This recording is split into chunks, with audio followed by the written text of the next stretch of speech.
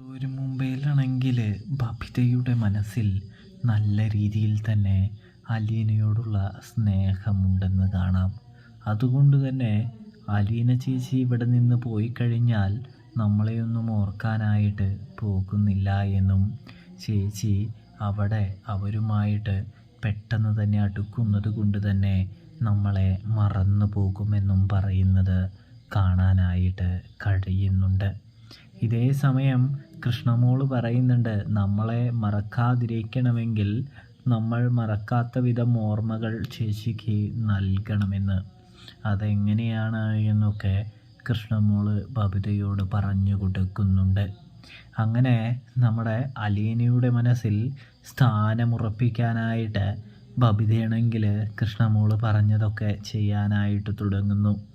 അങ്ങനെ കോളേജിലേക്ക് പോവുകയാണ് എന്ന് പറയുന്നതിന് പകരം ഒരു ചുംബനത്തിലൂടെ അലീന ചേച്ചി ഞാൻ പോവാട്ടോ, പോയിട്ട് പെട്ടെന്ന് തന്നെ വരാട്ടോ എന്നൊക്കെ പറഞ്ഞുകൊണ്ട് ബബിത പോകുന്ന സമയം അലീന ഞെട്ടിപ്പോകുന്നുണ്ട്.